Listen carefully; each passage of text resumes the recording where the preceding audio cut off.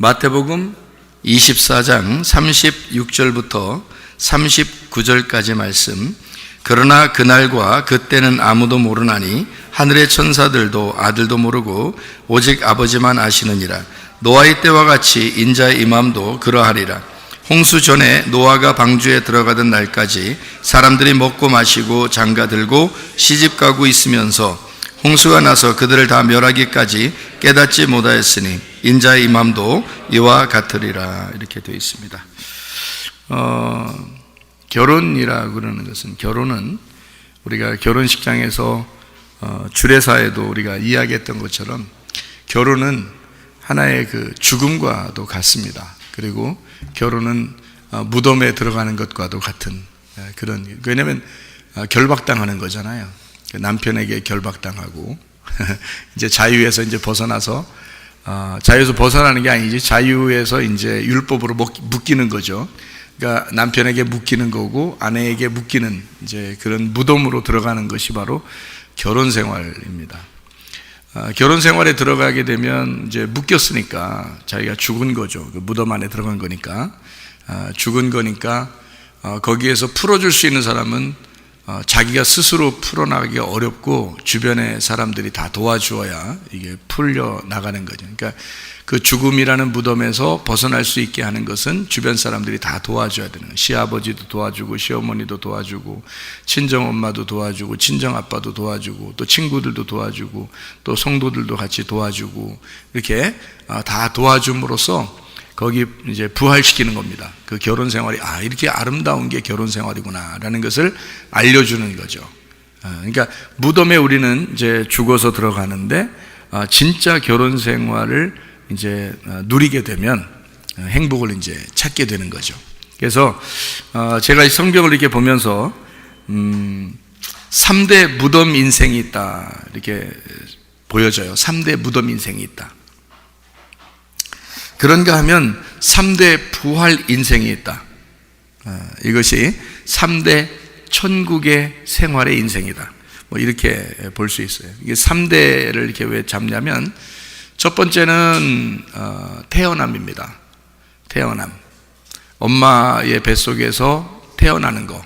이것이 엄마의 뱃속이라는 그 무덤에서 우리가 태어나는, 부활하는 거죠. 그러니까 엄마의 뱃속에서 그대로 있으면 우리가 죽은 자인 것 같으나, 우리가 무덤에서 그 엄마의 뱃속에서 나오는 순간 출생한다고 하죠. 그때 사람들이 어때요? 아이가 이렇게 나올 때, 아기가 태어날 때 생일을 맞이하죠. 첫 번째 생일을 맞이하는 거죠. 태어나는 거잖아요. 그러면 막 기뻐요, 안 기뻐해요? 사람들이 막 기뻐하죠. 아기 태어나면 막 슬퍼해요. 사람들이 가가지고 막 울고 그래요. 막 슬퍼해서 너 왜 태어났니? 너 왜 태어났니? 막 그래요? 그런 거 아니잖아. 애가 태어나면 막 기뻐한다고. 왜 기뻐해요? 왜 기뻐하는 거예요? 왜 기뻐하는지도 모르고 그냥 막 기뻐했어요? 그거 아니죠. 무덤에서 부활했기 때문입니다. 엄마 뱃속에서 그대로 있었으면 네가 큰일 날 뻔했는데 여기서 나왔구나. 이 세상에 부활해서 나왔구나. 살아보려고 한번 나왔구나. 이렇게 이제 생각을 하게 되니까 기뻐서 막 축하해 주죠. 그러니까 부활에 대한 축하입니다. 그러니까 그 엄마의 뱃속이라는 무덤에서 부활했다, 이런 축하예요. 그런가 하면 이제 한참 살다가 청년기를 맞이해서 남자 여자를 만나요. 그러니까 자기가 여러 여자도 만날 수 있고 여러 남자도 만날 수 있는데 그냥 딱 묶여버리겠다는 거예요. 그래서 아예 결혼이라는 무덤으로 확 들어가 버리는 겁니다. 그래서 무덤 안에 들어갔는데 거기에서 이제 진짜 결혼 생활의 아름다움을 발견하는 거예요. 성경을 이제 통해서, 성경이 다 결혼에 대한 이야기는, 예수님이 신랑이고 우리가 신부니까 결혼에 대한 이야기란 말이에요. 그래서 여기에서 이 결혼이라는 것이 이런 묶이는 게 아니라 여기서 뭔가 행복이라는 게 있구나. 진짜 결혼 생활에 대한 진짜 행복이 있구나. 남들이 경험하지 못한 어떤 진짜 행복, 진짜 기쁨이 이 안에서 있구나라는 걸 발견하게 될 때 결혼이라는 무덤에서 벗어나게 되는 거죠. 이게 결혼이 이제 부활이 되는 거예요. 결혼 생활이 되는 거죠. 그래서 이거 결혼 생활을, 결혼식에는 우리가 막 손잡고 들어가든 혼자 들어가든 결혼식장 안에는 무덤으로 들어가는 거예요. 그런데 이제 결혼 생활을 하는 것은 무덤에서 벗어나, 결혼식이 끝나잖아요. 이제 무덤에서 벗어나서 이제는 부활의 생활을 하는 것이 결혼 생활이 되어야 된다, 이 말입니다. 그러니까 무덤의 생활이 아니라 부활의 생활을 하는 것이 결혼 생활이다, 그 말이에요. 이러다가 이제 우리가 살다가 노년이 돼서 나중에 마지막에 이제 죽으면요, 진짜 무덤 갑니다. 진짜 무덤 가면 거기서 끝나는 게 아니라 그 무덤에서 부활하는 거죠. 그 무덤에서 부활할 때 이제 진짜 부활하게 되는 거죠. 그때는 부활의 생활이 아니라 천국의 생활을 하게 되는 거죠.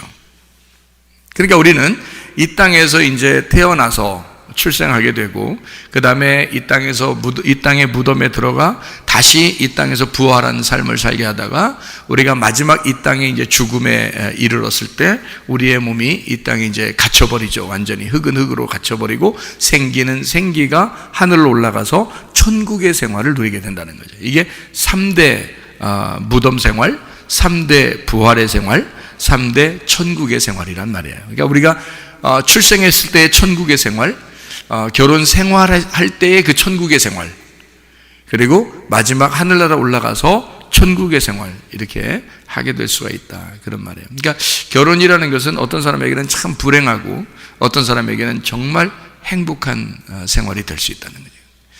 그래서 결혼은 해도 되고 안 해도 되고가 아니라 꼭 해야지만이 이 성경을 이해할 수가 있다. 저도 결혼 생활은 좋겠지만, 전 내 나름대로 생각에 결혼 생활은 뭐 괜찮겠는데, 결혼식 하는 게 얼마나 부담스러운지요. 결혼식 한다는 게 너무 부담스러운 거예요. 왜냐면 미안하잖아. 사람들 나 때문에 다 오라고 해야 되고 미안하잖아요. 그거 뭐 밥 한 끼 먹이고 이렇게 보낸다는 게, 그리고 또 돈도 다 걷잖아요. 오늘 미안해요. 막 돈도 그러니까 뺏는 것 같죠. 그리고 밥 한 끼 먹여서 이렇게 보내죠. 사람들 다 모이라고 그러죠. 거기다가 사람들 다 모였는데, 사람들 다 모였을 때 막 그 앞에서 이렇게 뭐 외성적인 사람은, 성격이 외성적인 사람은 막 그걸 즐기는 사람도 있겠지만, 우리 같이 이제 내성적인 사람들은 있잖아요. 부끄럽잖아요. 사람들이 다 쳐다보는데 자기들이 주인공이야. 그거 어떻게 해? 막 부끄럽다고, 막 미안하고 부끄럽고 막 창피하고 막 이런다고요. 그러니까 결혼 생활, 그러니까 결혼식 안 하고 결혼 생활 다 그냥 들어갔으면 좋겠어요. 그냥 결혼식 안 하고 그냥 혼인신고만 하고, 자기들끼리 혼인신고, 자기들끼리 하는 거니까 부끄럽지 않잖아요. 그러니까 혼인신고하고 그냥 결혼 생활 했으면 좋겠다, 이런 생각도 해본 적이 있어요. 근데 오늘날 하나님 앞에 기도하는데, 하나님이 땅에서 네가 매이면 하늘에서도 매이는 거고, 땅에서 풀리면 하늘에서도 풀리는 거야, 그런 응답을 주셨어요. 그때가 이제 어느 때냐면 제가 결혼하기 바로 전에 그걸 주셨어요. 저는 막 결혼에 대해서 부담스러워하고 있는데 하나님이 그 응답을 주신 거예요.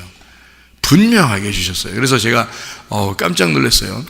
그래서 그게 뭐냐 했더니, 뭐냐면 결혼을 안 해도 되죠. 사랑하니까. 결혼이라는 건 사랑에 대한 증표니까, 뭐 사랑하니까 그냥 같이 산다, 뭐 괜찮잖아요. 그럴 수 있어요. 그런데 사람들에게 보여주는 거하고 안 보여주는 거하고는 어떤 차이가 있냐면, 땅에서 묶이고 땅에서 풀리고, 이것을 사람들에게 보여줌으로써 공신력을 갖는다는 거죠.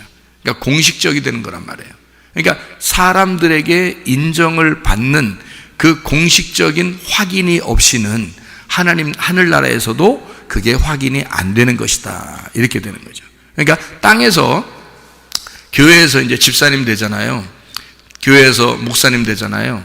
그러면 하늘나라에서도 집사님을 집사님으로 여깁니다. 하늘나라에서도요. 목사님을 목사님으로 여겨요. 그러니까 물론 이제 우리의 목자 되신 분은 예수님이시죠. 하늘나라 올라가면 우리들은 이제 다 새끼 목자들이 새끼 목자. 진짜 목자님은 이제 예수님이고 우리는 다 새끼 목자예요. 근데 그런데 이제 내가 이제 주님을 만났다. 땅에서 사는 동안에 하늘나라 올라가기 전에, 올라가면 다 똑같아지죠. 근데 올라가기 전에 이제 주님을 만났다 그러면 주님이 나한테 뭐라고 하겠어요? 최사무엘 목사야, 그런단 말이에요.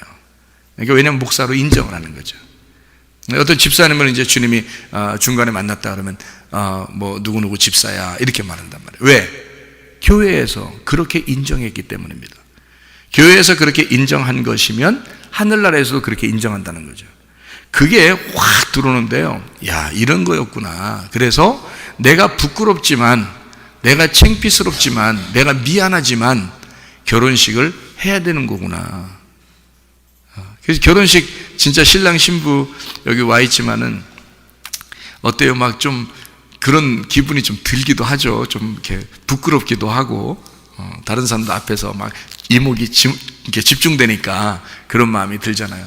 빨리 시간이 지났으면 좋겠다. 막, 그렇게 마음을 가져요. 그래서 주례 이제 끝나고 나서, 야, 다 끝났다. 다 끝났다. 좀만 참아라. 사진 한번 다 찍으면 끝난다. 좀만 참어. 네, 이렇게 얘기를 해줄 정도로 그게 부담스러운 시간이란 말이에요. 신랑 신부한테는. 특별히 겨울 이런 데는 춥고요. 신부가 뭐 벌벌벌벌 떠는 사람도 있어요. 그런 건데, 근데 하나님은 이 땅에서 너희들이 부끄럽고 어렵지만 그것을 그렇게 인정받지 못하면 하늘나라에서도 인정할 수가 없단다. 그 말입니다. 그러니까 여러분, 우리는 난 하나님만 잘 믿으면 돼. 뭐 사람들한테는 어떻게 해도 난 하나님만 잘 믿으면 돼. 그거 다 가짜예요. 다 거짓말이라고. 하나님은 하나님과 사람 앞에 은총과 귀중히 여김 받기를 원하시고 하나님과 사람들에게 모두 다 잘해주기를 원하시는 거예요.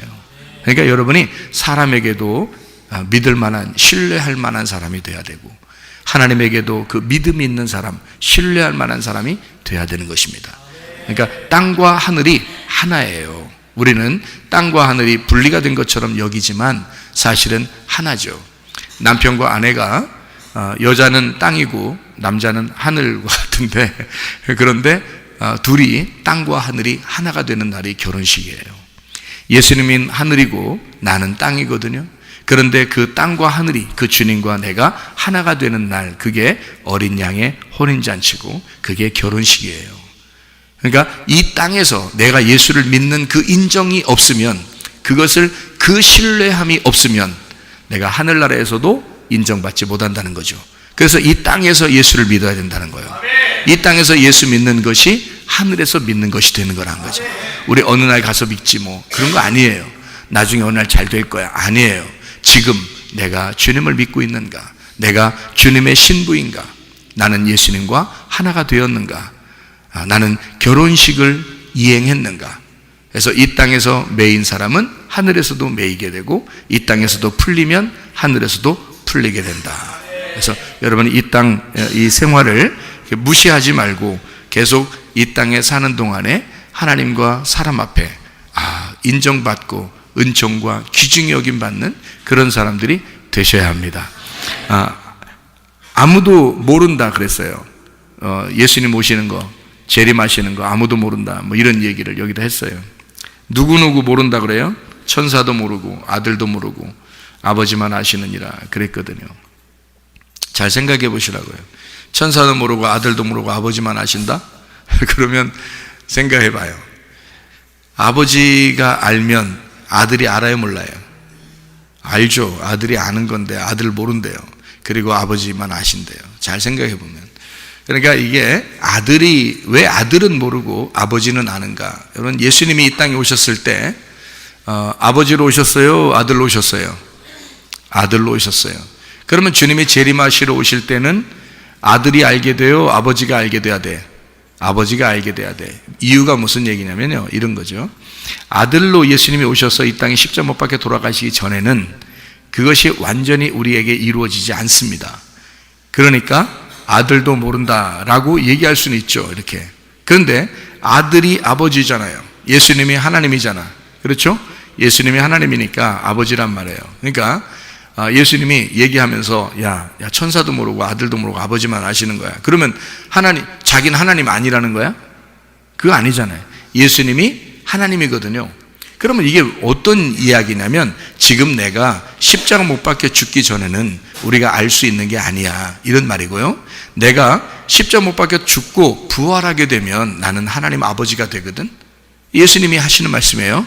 내가 하는 말이 아니고, 예수님이 이 땅에 하나님의 아들로 왔지만 아들은 이 땅에 죽으러 왔기 때문에 이렇게 말할 수 있는 거예요. 그러나 부활하시고 나면 하나님 아버지가 되거든요. 그러면 다 아는 거지. 그렇죠?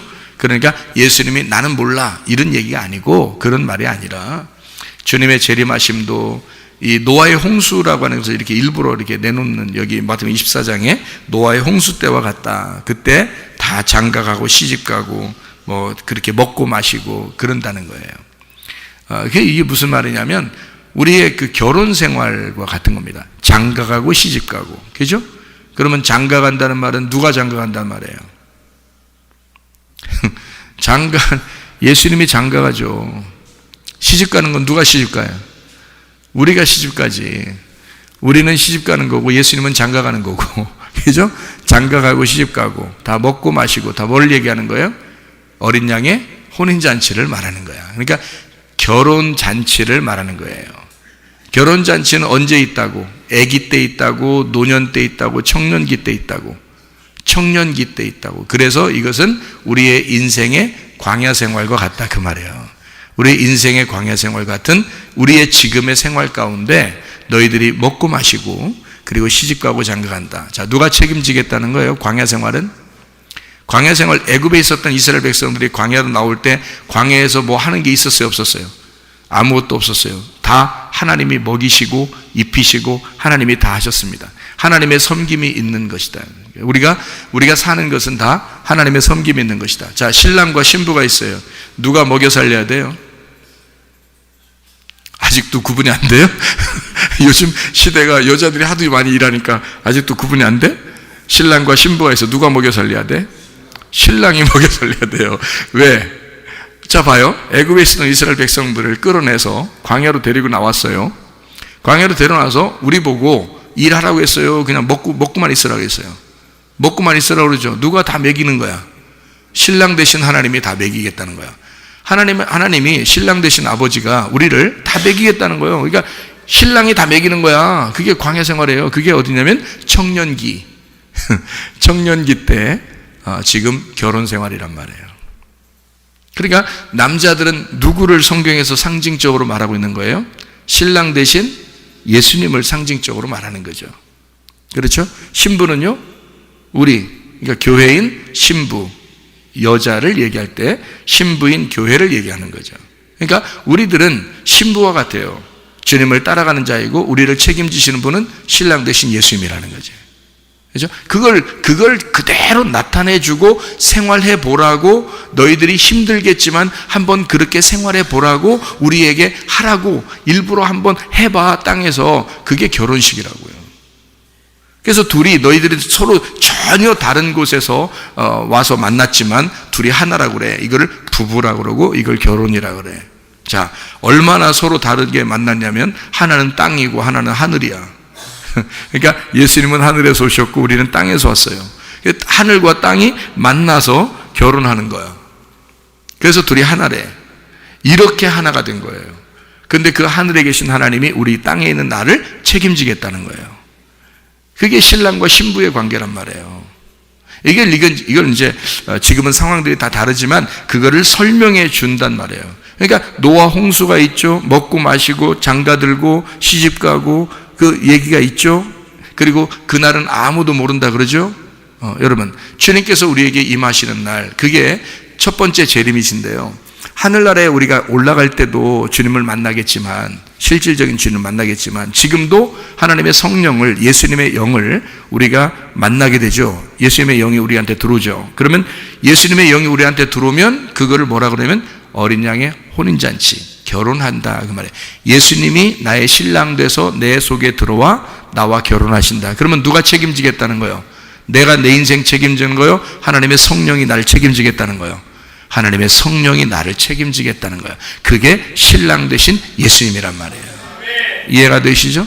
이걸 결혼이라고 한다고. 그거를 보여달라고, 보여주라고 결혼식을 하는 거예요.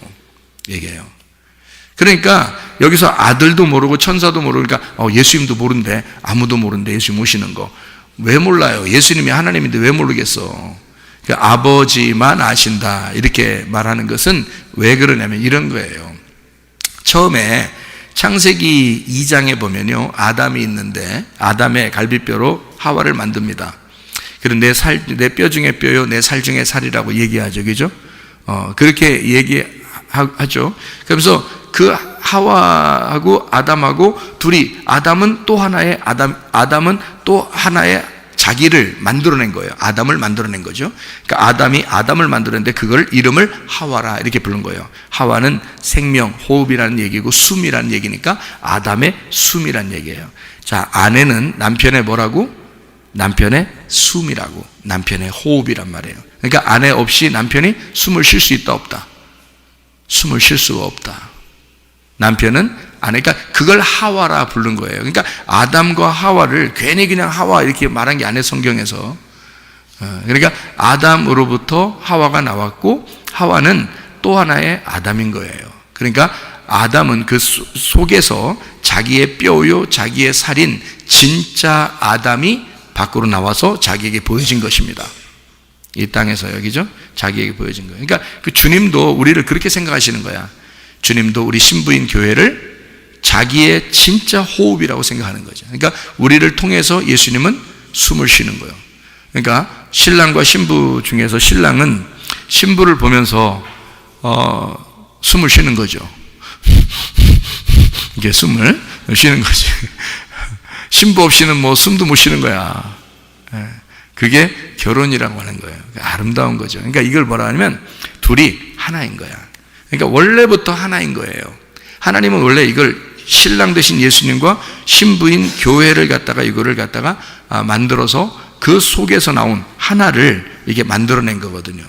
그래 놓고서 이제 뭐라고 얘기하냐면, 자, 남자가 부모를 떠나 이렇게 말하죠. 남자가 부모를 떠나 아내와 합하여 한 몸을 이룰지니라. 이게 결혼식의 멘트예요. 항상 결혼식에 목사님들이 이제 말씀 나눌 때 그 멘트거든요, 그게.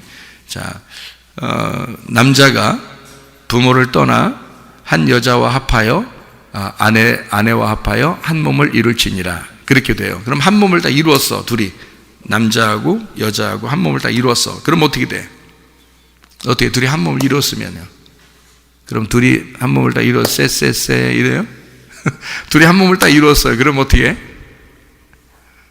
열매가 나오죠? 그래서 열매가 나오는 거야. 그러니까 열매가 나오면 뭐라고 그래? 열매가 나오면 이 남자가 여자를 만나 열매가 나왔어. 그럼 남자가 여자를 만난 걸 뭐라고 그래, 이걸? 열매한테는. 열매가 뭐라고 불러?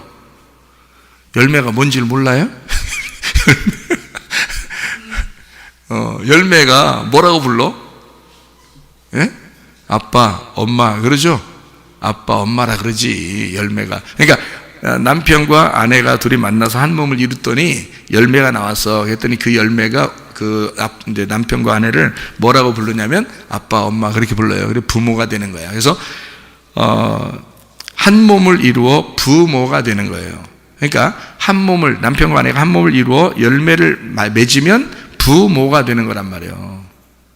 무슨 말인지 아시겠어요, 이거? 굉장히 중요한 말인데. 부모가 된단 말이에요. 그러니까 부모가 뭐라고 하는 거예요? 부모를 아버지, 어머니 이렇게 말하죠, 그죠? 예, 아버지, 어머니 이렇게 한다고. 그러니까 아버지, 어머니, 부모를 아부엠이라고 합니다. 히브리어로 아부엠. 이 말은 뭐냐면 성전의 말씀이라고 말하는 겁니다. 하나님의 성전에, 하나님의 집에 있는 말씀, 이게 아부엠이에요. 그러니까 부모를 공경하라는 말은 이 말도 같아요.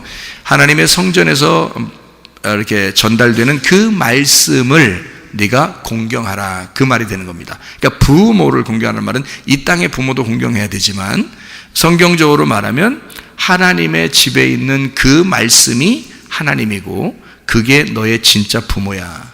그래서 그 부모에게 효도하고 공경하라, 이런 말이 되는 거예요. 이게 아부엠이라는 말입니다. 그러니까 부모가 된다. 아버지, 어머니가 된다. 다시 말하면 그 아버지, 어머니가 되는 그 아버지가 그 나를 아신다, 그 말이죠. 무슨 말인지 알겠어요? 아무도 몰라. 아들도 모르고 천사들도 모르는데 아버지는 아신다, 그 말이에요. 그럼 어떻게 된 사람만 아는 거야? 죽어서 부활된 자만 아는다, 그 말이죠. 죽어서 부활된 자, 그러니까 진정으로 회개하고 빛의 갑옷을 입은 자가 알게 된다, 그 말이고요. 전신갑주를 입어서 하나님 아버지의 삶을 사는 자, 다시 말하면 네 속에 예수 그리스도라고 하는 진리의 말씀을 잉태하고 그 진리의 말씀을 깨달아 그것을 출산한 자가 너가 알게 될 것이다, 그 말이에요. 주님의 오심을. 무슨 말인지 알겠어요? 다 모른다 그러면 다 몰라야 되잖아. 그런데 아버지는 아신다잖아. 그러니까 아버지가 되면 알잖아, 그죠? 그러니까 예수님이 어떻게 됐어? 아들로 죽고 부활해서 아버지가 되셨죠. 이해가 돼요? 그러니까 아버지가 되실 때는 안다, 그 말이죠. 데살로니가전서 5장 1절부터 10절까지 말씀인데 그거 한번 읽어보고 마치도록 할게요. 데살로니가전서 5장 1절부터 10절까지 말씀인데 여기에 제가 2절하고 읽을게요. 주의 날이 밤에 도둑같이 이를 줄을 너희 자신이 자세히 알기 때문이라. 그들이 평안하다 안전하다 할 그때에 임신한 여자에게 해산의 고통이 이름과 같이 멸망이 갑자기 그들에게 이르리니 결코 피하지 못하리라. 형제들아, 너희는 어둠에 있지 아니하매 그날이 도둑같이 너희에게 임하지 못하리니, 이랬죠. 5절에 보니까 너희는 다 빛의 아들이요 낮의 아들이라. 우리가 밤이나 어둠에 속하지 아니하니 그러므로 우리는 다른 이들과 같이 자지 말고 오직 깨어 정신을 차려라, 이렇게 이야기했습니다. 무슨 말이냐면 우리한테는 도둑같이 임하지 않는데요. 왜요? 아버지가 되는 자, 다시 말하면 말씀을 잉태하고 말씀을 출산한 자. 모든 사람에게는, 그러니까 어영부영하다가 자는 자가 되면, 영적으로 자는 자가 되면 어영부영하다, 주님 언제 오실지 몰라, 나 언제 멸망할지 몰라, 언제 심판받을지 몰라, 언제 예수님 재림하실지 몰라, 어떡하지? 뭐 이런단 말이에요. 그래서 우리가 뭐 몇 월 며칠 몇 시에 예수님 오신다 이런 말이 아니야. 그런 말이 아니라 하나님 말씀이 우리에게 떨어지는, 하나님 말씀이 우리 속에서 잉태가 되고 출산하는, 하나님을 만나는, 우리가 하나님을 만나는. 그러니까 우리는 임신한 여자가 해산하는 그 고통을 통해서 아이를 낳듯이 결혼하는 그 무덤에 들어가는 그 어려움을 통해서 결혼 생활이라는 아름다운 부활의 생활을 하게 되는 것처럼 우리가 그 죽음이라는 무덤에 들어가서 나중에 부활하여 천국 생활을 하게 되는 그런 것처럼 우리가 속에서 진짜 빛의 활동하게 되는 우리의 사명을 가진 삶, 그런 삶을 위해서는 먼저 고통이라는 게 따라와요. 그래서 먼저 여러분에게는 반드시 사명을 가진 자들에게는 고통이라는 게 옵니다. 그래서 그 고통 속에서, 그 무덤이라는 고통 속에서 우리를 건져내시는 그 부활이 임할 때, 그때 주님을 만나게 되는데, 그 주님을 만나게 될 때는 그 빛의 자녀들은 반드시 안다는 겁니다. 그 사실들을. 그래서 주님이 나와 함께하고 있구나, 이것을 반드시 알게 된다는 거예요. 어느 날만 주님 만나는 게 아니죠. 지금 여기서 우리가 주님 만나지 못하면 안 되죠. 지금 우리가 여기서 주님 만나고 있다가 어느 날 주님 앞에 가는 거죠. 그러니까 여기서도 주님 안에 있으면서 우리가 주님 안에 들어가는 거다. 그러니까 주님 안에 있는 우리의 삶이 마치 주님 안에서, 어떤 사람은 결혼 생활이 무덤과 같이 죽음에 이르는 아주 고통스러운 이 광야의 생활 같은 결혼 생활하는 사람이 있고, 어떤 사람은 정말 행복한 예수 그리스도가 우리의 신랑이 되셔서 나의 모든 것을 책임지시는 그런 아름다운 부활의 생활, 아름다운 부활의 결혼 생활하는 사람이 있다는 거죠. 어떤 생활을 우리가 살아야 될 것인가? 여러분, 그리스도 예수 안에서 진짜 사랑이 넘쳐나는 가정 되시기를 바라고, 진짜 넘쳐나는 사랑이 넘쳐나는 그런 교회가 되시기를 바랍니다. 기도하겠습니다. 우리 한 목소리를 기도할 때 하나님 앞에, 하나님, 우리가 진짜 아름다운 결혼 생활하게 해주십시오. 예수 그리스도라는 그 신랑을 제대로 깨닫고 살게 해주십시오. 그리고 우리를 책임지시며 우리를 섬기시는 그 아버지 하나님을 깨닫고 살게 해주십시오. 그래서 아름다운 결혼 생활, 사랑이 넘치는 결혼 생활, 사랑이 넘치는 교회 생활 하다가 주님 만나게 해주시오. 우리 한 목소리로 기도하겠습니다. 우리 하나님 아버지의 사랑과 은혜를 감사를 드립니다. 아버지 하나님, 우리에게 진실로 아버지가 우리를 섬기시며 우리를 사랑하시며 아름다운 결혼생활, 아름다운 가정생활, 아름다운 교회생활하다가 주님 만나는 귀한 사람들이 다 되게 도와주시며 하나님 우리에게 건강도 물질도 주님이 책임져 주셔서 아버지 이 건강 속에 물질 속에 하나님이 함께 해주셔서 아버지 이것이 분리가 되지 아니하고 하나가 된 삶을 살다가 주님 만나게 도와 주옵소서. 비염은 떠나갈지어다, 아토피 떠나갈지어다, 위장병 떠나갈지어다, 어지럼증 사라질지어다, 두통은 사라질지어다, 류마티스 관절염 떠나갈지어다, 어깨 통증 사라질지어다, 허리 디스크, 목 디스크 떠나갈지어다, 심장병 온전해질지어다, 각종 종양 암돌이 떠나갈지어다, 감기 몸살 온전해질지어다, 협착증 사라질지어다, 건선 피부 온전해질지어다, 이명은 사라질지어다, 장애면역 질환 온전해질지어다, 식도염 사라질지어다, 뇌혈결석 떠나갈지어다, 전립선 온전해질지어다, 우울증, 불면증, 공황장애, 두려움, 불안, 초조 다 떠나갈지어다, 음란, 거짓, 돌출, 미움, 욕심, 영혼 다 떠나갈지어다. 성령 충만하게 도와주시고 아름다운 결혼생활하고 아름답게 주님 앞에 아름다운 사랑의 삶을 살다가 주님 만나게 도와 주시옵소서. 우리의 건강도 책임져 주시옵소서. 우리의 물질도 책임져 주시옵소서. 주여 우리를 행복하게 하시길 원하시는 주의 섬기심을 받는 주의 삶을 살다가 주님 만나게 하옵소서. 예수 그리스도 존귀하신 이름 받들어 기도 올리옵나이다.